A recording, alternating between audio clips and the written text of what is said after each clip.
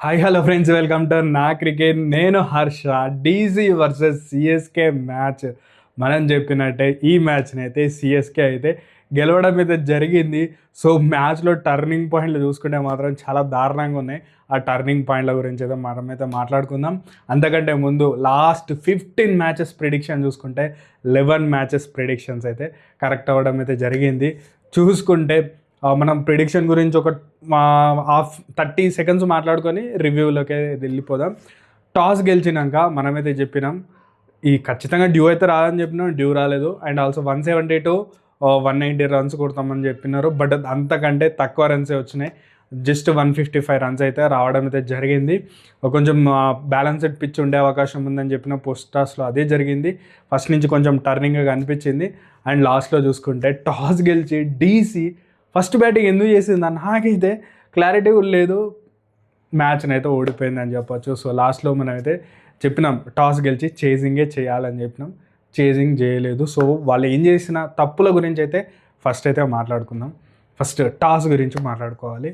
Toss గెలిచి Axar Patel first batting చేశాను నాకు మైండ్ పోయింది. ఎందుకు అంటే రీజన్ నెంబర్ 1 వచ్చేసి అక్షర్ పటేల్ డిసిజన్ కరెక్ట్ అయ్యేది. ఇప్పుడు మీకు అంటే హాట్ సమ్మర్ ఉంది అంటే మీకు రెయిన్ లేదు, ఏం లేదు అన్నప్పుడు సరే మీకు ఏం చేసి కొంచెం క్లౌడీ సిచ్యువేషన్స్ ఉన్నా సరే మీరు ఫస్ట్ బ్యాటింగ్ చేసినారంటే దానికి ఒక అర్థం ఉంటుంది.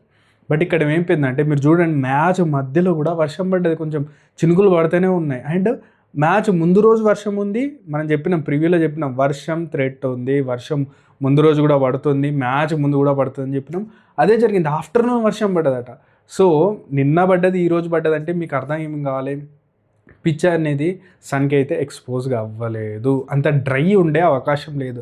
మీరు చూస్తే సన్ ఉంది, ఎండ్ ఉంది అంటే డ్రై తొందర అవుతుంది, సెకండ్ హాఫ్లో ఇంకా డ్రై అవుతుంది. సో వర్షం పడ్డది కాబట్టి నిన్న కూడా ఈరోజు కూడా వర్షం పడ్డది కాబట్టి దాంట్లో మాయిశ్చర్ ఆ విధంగానే ఉంటుంది, కొంచెం మాయిశ్చర్ స్టికినెస్ ఇంకెక్కువ ఉంటుంది.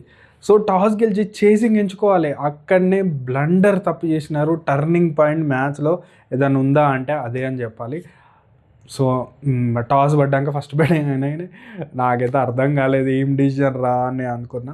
ఫస్ట్ బ్యాటింగ్ చేసినారు.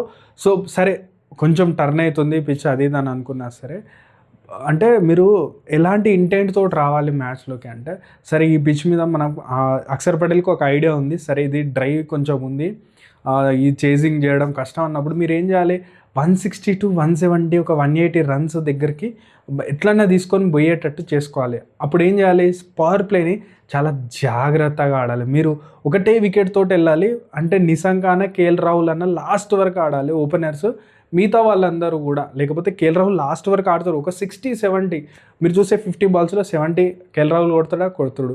కేఎల్ రాహుల్ చుట్టూ మిగతా బ్యాటర్లు ఆడాలి. కొంచెం 10 overs వరకు వికెట్లు పోకుండా వికెట్ హ్యాండ్లో పెట్టుకొని దెన్ దాని తర్వాత అటాక్ చేయాలి. ఇలాంటి ఇంటెంట్ తోటి వెళ్ళాలి కదా. లేదు, పిచ్ స్లో ఉంటుంది అంటారు, ఫస్ట్ నుంచి అటాక్ చేస్తా అని చెప్తారు. ఫస్ట్ చూసుకుంటే 2 overs కొంచెం జాగ్రత్తగా ఆడిల్లా అంటే మనం సిఎస్కే బౌలర్స్ అత్యద్భుతంగా వేసినారు. 2 బౌండరీలు అయినాయి ఫస్ట్ ఓవర్లోనే, హుస్సేన్ వచ్చినాడు. దాని తర్వాత చూసుకుంటే మళ్ళీ నెక్స్ట్ ఓవర్ కూడా రన్సే రాలేదు. చూసుకుంటే జస్ట్ 13 రన్స్ వచ్చినాయి 2 overs. అండ్ నెక్స్ట్ ఓవర్నే టార్గెట్ చేద్దాం అనుకున్నారు. దెన్ అక్కడ వికెట్ పడ్డది నిశాంక్ది, చౌదరికి వికెట్ పడ్డది, ముకుల్ చౌదరికి. దాని తర్వాత చూసుకుంటే కేఎల్ రాహుల్ అవుట్ అయ్యాడు. ఖతం, విండో ఓపెన్ అయిపోయిందని చెప్పొచ్చు. పవర్ ప్లే మొత్తం మీకు వికెట్లు పడకుండా 35-40 రన్స్ కొట్టిన మంచి స్కోరు, బట్ అక్కడ అవ్వలేదు. దాని తర్వాత చూసుకుంటే కరుణ్ నాయర్ ఆడించినారు, కరుణ్ నాయర్ ఏం చేయలేకపోయాడు. అండ్ ఆల్సో తర్వాత చూసుకుంటే మీకు నితీష్ రాణా ఏం చేసిండ్రు, మంచి బౌలింగ్ వేసినారు. మీరు చూస్తే 15th over వరకు కూడా ఒక్క వైడ్ కూడా వేయలేదు తెలుసా. జస్ట్ 1 extra 15th overలో స్టార్ట్ అయింది అంతే. అప్పటిదాకా చాలా discipline bowling, wicket to wicket వేసినారు, అసలు ఎక్కడ కూడా విడత ఇవ్వలేదు. సో చూసుకుంటే వికెట్లు పడ్డాయి. దాని తర్వాత చూసుకుంటే మాత్రం స్టబ్స్ హ్యాండ్ చూసుకుంటే ఇంపాక్ట్ సబ్గా దింపాల్సి వచ్చింది. ఇంపాక్ట్ సబ్గా మనకి చూసుకుంటే సమీర్ రిజ్వీ వచ్చిండు. సమీర్ రిజ్వీ వచ్చినాక మీకు ఇంపాక్ట్ సబ్ వచ్చినాక ఒక స్పిన్నర్ షాట్ అయిపోయింది కదా. సో విప్రాజ్ని తెద్దాం అనుకున్నారు. విప్రాజ్ కూడా బ్యాటింగ్ చేయగలడు, బట్ 2 many wickets పడడంతో దెన్ ప్లాన్స్ మొత్తం కూడా అతలాకుతలం అయిపోయినాయి. బట్ లాస్ట్లో చూసుకుంటే Ashutosh and also Stubbs and also చూసుకుంటే సమీర్ రిజ్వీ కూడా అద్భుతంగా ఆడింది, ఇంటెంట్గా అనిపించింది లాస్ట్లో. అంటే పక్క జరిగి కొట్టడాలు అట్లాంటివి చేసినారు కాబట్టి ఆ మాత్రం స్కోర్ అని వచ్చింది, లేకపోతే ఆ స్కోర్ కూడా రాకపో. లాస్ట్లో కొంచెం రన్స్ ఇచ్చినట్టు అనిపించింది. బట్ అప్పుడు కూడా మధ్యలో కొంచెం వర్షం పడగానే సో పిచ్ మీద వర్షం పడితే కొంచెం బ్లాక్ సైల్ కొంచెం పీల్చుకుంటుంది, ఖచ్చితంగా కొంచెం బ్యాటింగ్కి ఫేవర్గానే అవుతుంది. సో నెక్స్ట్ చూసుకుంటే సిఎస్కే బ్యాట్ 155. మీరు చూడండి 120 బాల్స్లో 120 రన్స్ అనుకున్న బాల్ టు బాల్ ఆడాలి. T20స్లో బాల్ టు బాల్ ఆడతారు. జస్ట్ 6 సిక్స్లు కొడితే సరిపోతుంది. 6 156 అయిపోయింది కదా. అదే సో స్టార్టింగ్ చూసుకుంటే గైక్వాడ్ కొంచెం స్లోగా ఆడిండు, వికెట్ మీద ప్రాబ్లంగానే మారిందని చెప్పాలి. సంజు ఒకవైపు చూసుకుంటే నిలబడదామని ట్రై చేసిండు, అదే అద్భుతంగా అనిపించింది. బట్ సెకండ్ ఓవర్లోనే అక్షర్ పటేల్ని జరిగి కొట్టిండు చూడండి. అలాంటి ఇంటెంట్ షాట్లు ఆడాలి. సో త్రూ ద అంటే బాల్ తిరగలేదు, మీరు చూస్తే కొంచెం రూమ్ తీసుకొని ఆ షాట్ కొట్టిండు కవర్స్ మీద. దెన్ అక్కడి నుంచి కొంచెం కుదురుకున్నాడు సంజు శాంసన్. ఈరోజు మ్యాచ్ కంప్లీట్ చేసే వెళ్తాడని అయితే అనిపించింది. గైక్వాడ్ ఎంగిడికి అవుట్ అయిపోయినాడు. ఎక్కడికైనా షాట్ కొట్టచ్చు 30 yardsలో, బట్ అక్కడికే కొట్టేసిండు, మిడాన్లో అవుట్ అయిపోయాడు. దాని తర్వాత ఉర్విల్ పటేల్ వచ్చినాడు. కొంచెం చూసి ఆడినట్టు అనిపించింది 1 to 2 balls. దాని తర్వాత కొట్టిన 2 సిక్స్లు కూడా మ్యాచ్ని చాలా చాలా టర్నింగ్ చేసినాయని చెప్పొచ్చు. 9 balls లో 17 కొట్టిండు. తన పని తను చేసిండనే చెప్పాలి. నిజంగా చెప్పాలంటే ఇంకో 6 కొడదామని అవుట్ అయిపోయిండు. ఎస్ అవుట్ అయ్యిండు, బట్ తను కొట్టిన 2 సిక్స్లు కూడా సంజు శాంసన్ని అండ్ ఆల్సో మనం చూసుకుంటే ఇద్దరి మీద కూడా కొంచెం ప్రెషర్ని అయితే తగ్గించింది అని చెప్పొచ్చు. తర్వాత చూసుకుంటే సంజు శాంసన్ ఏ విధంగా ఆడిండు, అస్సలు నాకు సంబంధమే లేదు, అసలు ఈ పిచ్ మీద ఏ విధంగా ఆడాలో నాకు తెలుసు అన్నట్టు మంచిగా షాట్లు లూజ్ బాల్స్ పడితేనే కొడతాండు, లేకుంటే సింగిల్ తీసుకుంటాడు. అండ్ ఆల్సో కార్తిక్ శర్మ కూడా అత్యద్భుతంగా తను కూడా బ్యాటింగ్ చేసిండు. స్లోగా ఆడిండి స్టార్టింగ్లో, సింగిల్ తీసి ఇచ్చిన్నాడు. బట్ చూసుకుంటే కుల్దీప్ వచ్చినప్పుడు కూడా కుల్దీప్ను కూడా వదలలేదు. ఇది చిన్న గ్రౌండ్లో మిస్ సీట్ అయినా 6లు పోతాయి. సో చేజింగ్కే ఎక్కువ అనుకూలిస్తుంది.